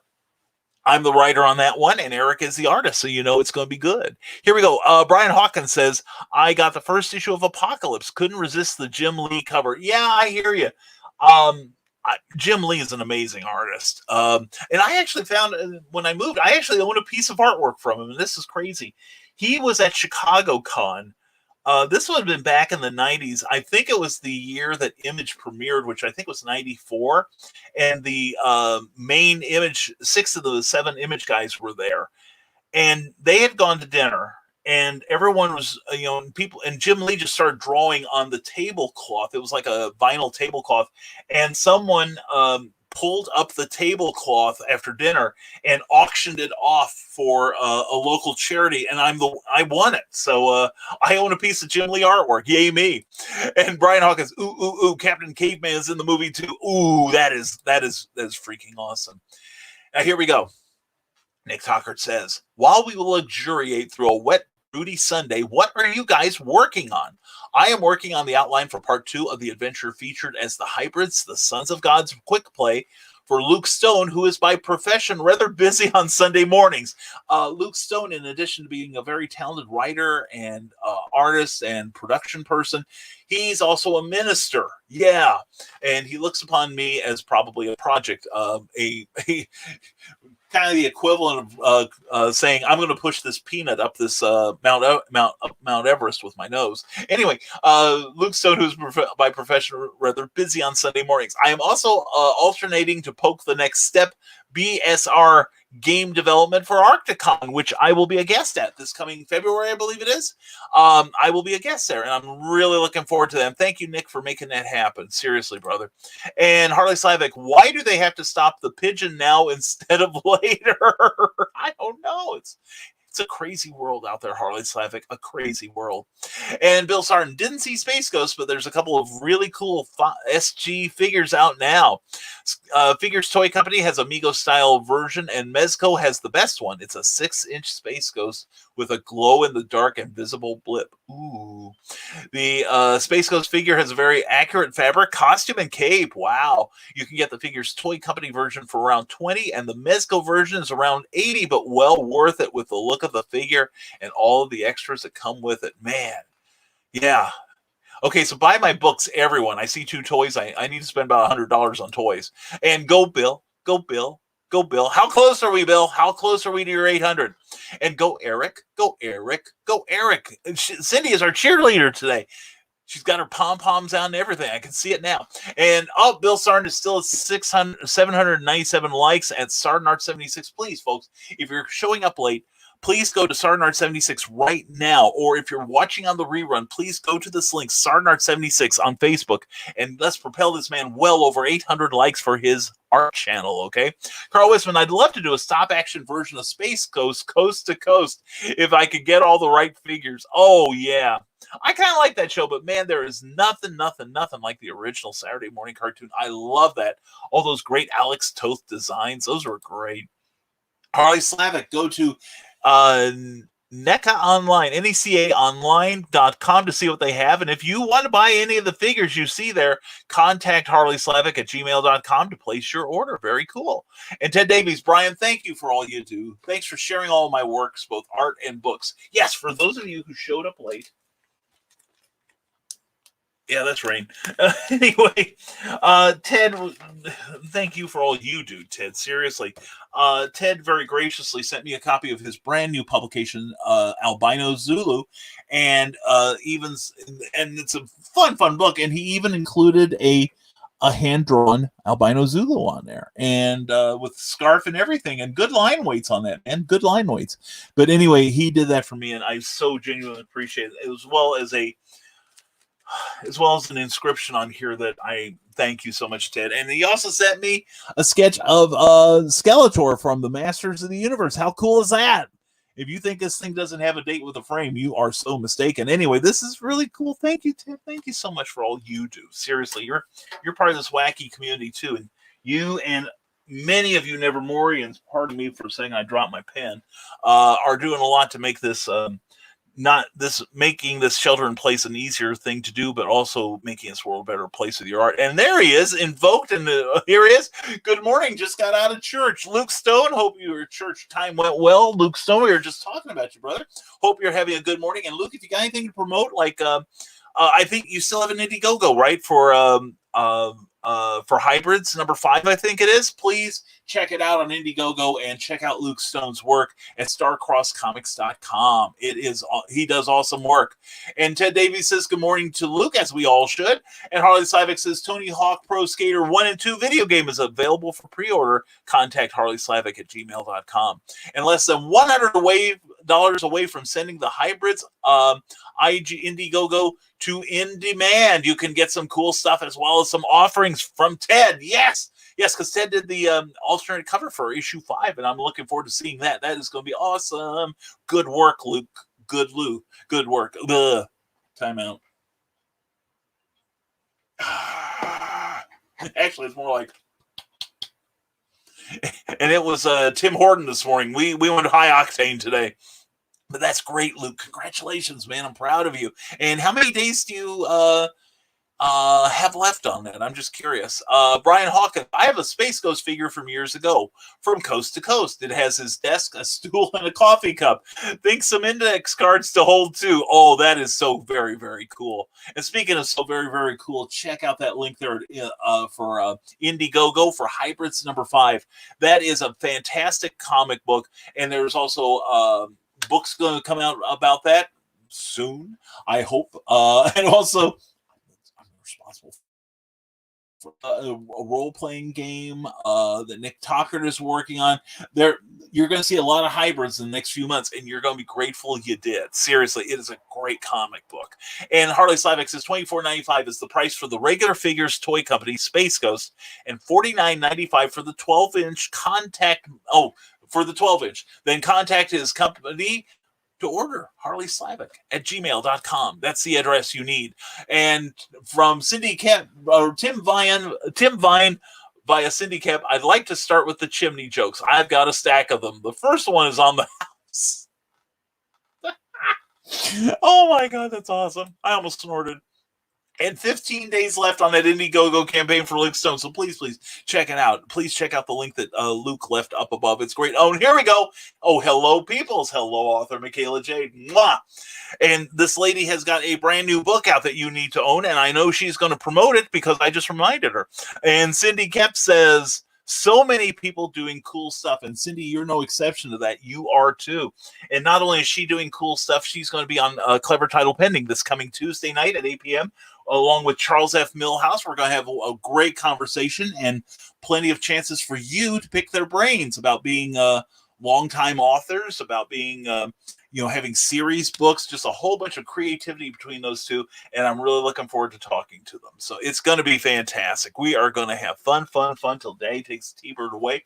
And don't forget Monday, tomorrow at 4 p.m. on the OnCon channel here on Facebook, we are going to have a panel with Carl Witzman and myself and Rob Anderson. We're going to talk about Impostor Syndrome. If you don't know what that is, please join us.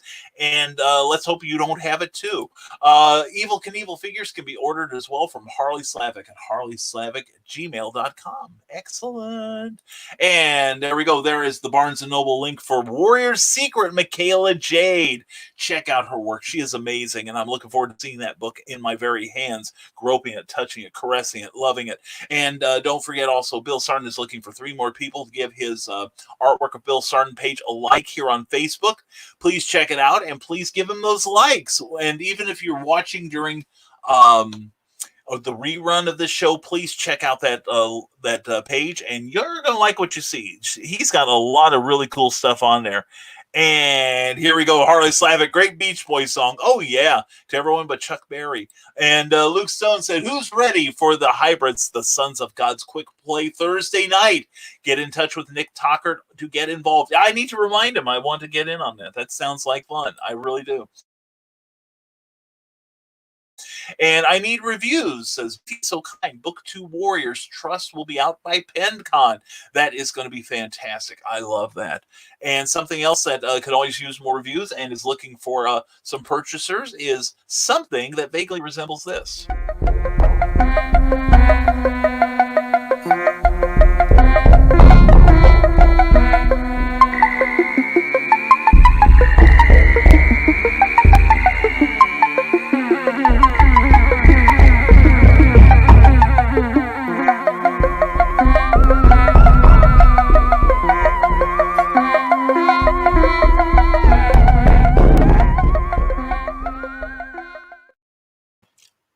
Ooh, that's scary. Anyway, please check out that book. And let's see here. And Michaela goes, pics or it didn't happen, caressing my book. At least I think that was your book I was caressing. Could be wrong, but I'll send you the pics. Don't worry. Anyway, Bill Sargent says, Carl Witzman, I posted in your group when I was a guest on Space Ghost Coast to Coast. Sort of. And Cindy Cap says, don't forget, there are smash words. And look up Brian K. Morris and you'll find some of my work on there. Thank you, Cindy. You're wonderful. And also on Amazon, that's my author page there. You can click that link or do www.amazon.com/author/Brian K. Morris. We have all kinds of cool stuff there. And for those of you who missed some of our sales a couple weeks ago, we are starting to get reorders on that stuff. And so, yeah, it's one of those situations where the more you buy, the worse my math becomes. But you'll approve of my lack of ciphering skills. So anyway, yeah, we've got a couple titles back to full strength. These are to replace the copies that we would have sold at shows, but nobody's having shows, so we can't sell them unless we sell them directly to you, and we'll autograph them and get them in the mail within 24 hours, usually within 12 hours. We've been pretty good about that lately. Luke Stone says, check out the Red Talon Kickstarter. He is $60 away from $1,000. That's fantastic. Well, I pledged towards that campaign too. I'm really excited to see that. That looks like a fun book. And Kickstarter.com, Red Talon. There is Luke Stone. Thank you very much for that. Good man. Please, also, folks, if you even if you don't feel like contributing or you can't, we understand times are tough right now. Please consider sharing these messages, all right, to help some really great independent creators out. And we had Bill Rout and Ken Keller and Luke Stone on Clever Title Penny a couple weeks ago. We hope you'll check out that show. It went so very well. We liked it. And Cindy Cap says, check out this site for sci-fi, fantasy, game lit, and teacher resources. One of these things is not like the other ones. And that's at Cindy Kep on Amazon.com. Check out her author page. It is a thing of beauty. It really is, as are her books. And Harley Slavic sells PlayStation 4 games and accessories as well at harleyslavic@gmail.com. And Nick Tucker says, you heard it. First playthrough has 2 seats open, assuming Luke Stone and Caitlin want seats. Nick, pencil me in tentatively for that night. I will try to confirm before then, but I would be interested in giving that a shot, okay? Harley Slavic says we still have the first pressing of Red Talon 1 in stock at harleyslavic@gmail.com. He also has the 4 of the limited edition variants of first issue of the Ghostly Tales of Spencer Spook, featuring stories by me as well as Eric Hawkins, and a script in there by Ron, a funny script by Ron Franz with art by Eric, and also a reprint of The Origin of Spencer Spook.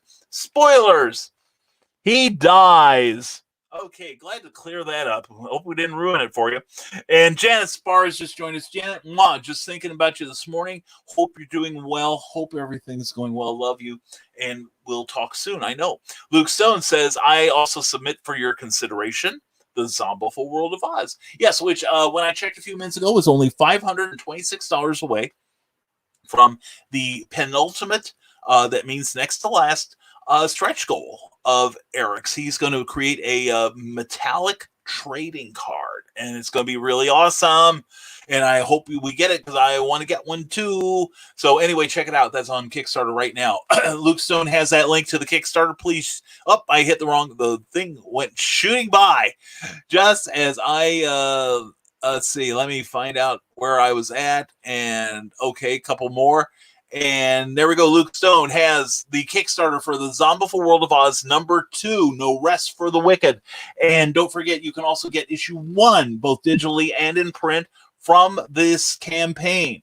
And it's worth it. It's a fantastic book. It really is. I'm so proud of Eric. And also, hopefully sometime this week, speaking of Eric and myself, Kadrosha Ona Carol, Queen of the Paranormal.com, has printed for those of you who pledged to it, has printed Celebrity Ghost Hunters, and it is now up to Eric and myself to sign all of them. And we plan to. It's going to be great. We are going to hopefully, Eric and I will get together hopefully this week to get the job done. In fact, I'm going to be taking part of my day to get my part of it done. So looking forward to getting those into the hands of you who have pledged for it. And thank you again for your support. Seriously, thank you. Ted Davies says, Nick Tockard, I'm on for the RPG. You got it, Nick. There you go. There you go, brother. And Harley Slavic says Funko Pops can be ordered for you as well. Includes pops not released yet at harleyslavic@gmail.com. Bill Sarton, hey, Luke Stone, isn't Tuesday the big day for the Red Talon Kickstarter? I can't wait to get my physical copy. That's true, and it will happen on the same day as we're doing Clever Title Pending at 8 p.m., starring Cindy Kep and Charles F. Millhouse, which is going to be an informational bonanza. It will be so much fun. And Rob Anderson has just joined us. Mr. Anderson, hope you're having a great Sunday morning, my friend. And yes, it is. Luke Stone says, Bill Sarton, yes, it is near the finish line. Isn't that satisfying when you're like, oh man, I can finally get this thing done? You know, because for those who have done Kickstarter campaigns, I think they'll agree with me that it's almost like a full-time job, and it's very emotionally wearing. It's like watching a horse race. It really is. It's like, is my horse going to come across the finish line? Will it even round the turn and see the finish line? That sort of thing. You sometimes have to wonder, but man, that's good news, Luke. I'm so excited for you, man. I really am. Also, starcrosscomics.com. Check them out. Also, the artwork of Bill Sarton was 3 likes away from 800 people. I am hoping we get it before we go off the air today. Harley Slavic, get a Batcave play set from us as well at harleyslavic@gmail.com. I flashed for a second on a life-size Batcave play set, and I'm like, I would so get that. I would tear down my garage with a sledgehammer right now if I could get it. It'd be tough, and hopefully it comes with a little sign that says Gotham 14 miles. You know what I'm saying? We got that. I'm checking the, I have my iPad on because, you see, most of this is done through a thing called StreamYard.com, which a number of us are now using it as a platform to get our broadcasts out to you, the hungry for information buying public. And so it's a really nice, easier to use system than many others. OBS still has its uses, though. I really like OBS. But we'll be using it more for our videos than for live broadcasting. And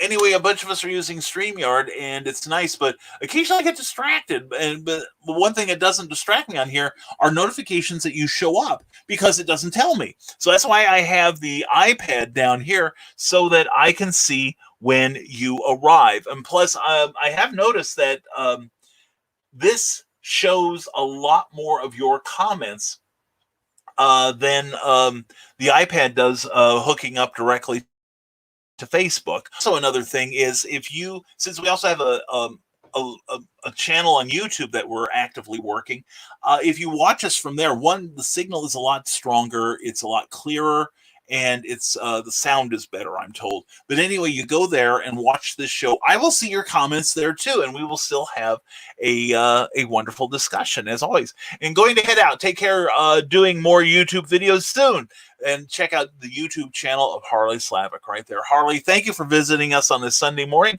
Hope the rest of your day goes well. And let's see, there we go. And I think that's everybody. So I think what remains to do, I think we're going to get started our day. You should probably do that as well. And so please continue to post your links to your web pages, your YouTubes, your Kickstarters or Indiegogos, your creative endeavors, charities that you're fond of. personal appearances, whatever it is, promote right now. All right. And Cindy has the last word. Woot! I agree, Cindy. Thank you. And Cindy, again, thank you for all your help here on these shows. You are such an angel. You really are. And I think I probably owe you several dozen hugs. And Cindy Kep says, Tuesday will be interesting. Darn right it will. And we think everybody will find, there's only one way for everyone to find out, and that's to tune in Tuesday night to this channel, whether you're watching on the Rising Tide Publications page, excuse me, or my profile page, or the Oncon Network page, or on YouTube. We will have a Q&A on Clever Title Pending at 8 p.m. Eastern, 7 p.m. Central Time with the wonderful and delightful Cindy Kep and the wonderful and equally delightful Charles F. Millhouse. And we are missing you already, Cindy. I didn't even know you were firing at me. I love you, Cindy. Have a fantastic rest of your day. And Bill Sarn says, everyone have a great day. Vaya con Dios, amigos. Vaya con Dios to you, my friend. Happy trails till we meet again. And don't forget the artwork of Bill Starton on YouTube, or excuse me, on Facebook. It needs 3 more likes to hit that 800 mark, and he is going to partay like it's 1999. I'm telling you. So anyway, like I said, 8 p.m. On Tuesday, Clever Title Pending with Cindy Kep and Charles F. Millhouse. Tomorrow on the Oncon Network on Facebook, we're going to talk about Impostor Syndrome. Find out what that is. You will be able to do that on that show. 5 p.m. today, Meredith Logren will be talking to some celebrities. Check out her page. She is going to be posting links to that today, I'm sure. I will be, if you will post on my page, I will be more than delighted to make sure it stays up there and everyone can see it. So anyway, that's what we got going. Don't forget, Rising Tide Publications on Facebook. Check it out. We post at least 2 items every day of fresh content, and we're going through our analytics. So with anyone, with any luck, the stuff that you have liked and connected with, we will try to do more of. All right, Cookie and I are working on that quite vigorously. And horses love Easter, dogs like everyone. Words to live by from Cindy Kep. Thank you. Anyway, please check us out on Rising Tide Publications. We have over 2,100 people there, and we'd love it if you became one of them. And also, we have a webpage, risingtide.pub, where you can sign up. You can see what books we have to offer and where we are selling them, as well as an opportunity to sign up for our monthly newsletter. The next one will be out June 1st. And we don't know what's in it because we haven't written it yet, but we're going to work on that next week. But you can sign up at risingtide.pub. And trust me, we will never, ever, ever give away, sell, trade, barter, tides, leash, round tree, and drive off your contact information. So you don't have to worry about spam from Rising Tide because we care. And going across the crawl here, you've probably noticed basically, we are offering a tip jar. If you appreciate what you see and hear, if you are entertained, if you get some sort of new information or inspiration for your own endeavors from this page, we would really welcome you giving us a tip. All right. And not just bet on Beetlebaum in the 5th. All right. But monetary donations are accepted, and all monetary donations will be used for the betterment of this show and for the videos we plan on doing and our publications. We are not going to use it for any personal purposes, and we will thank you privately when you contribute. So please consider a donation. There's no such thing as a small one. We have set no lower limits. So please help us out and help us make this show and other endeavors look better and better. All right. So anyway, we are going to call it a day. Hey, it's a day. All right, that was easy. We got one thing off our bucket list.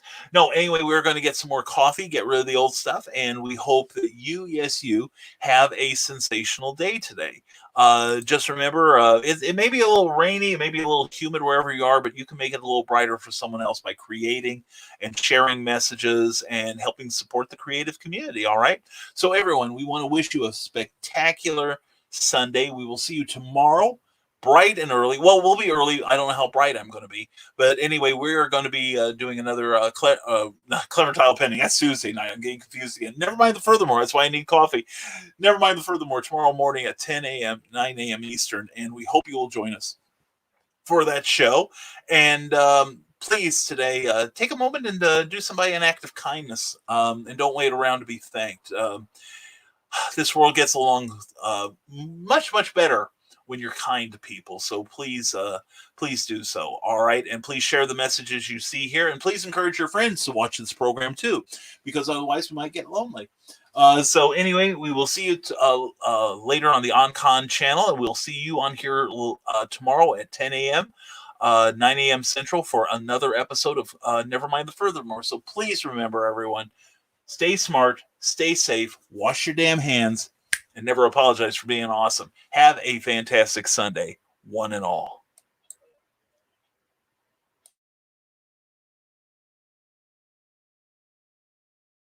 Now comes the part where we throw our heads back and laugh. Ready? Ready!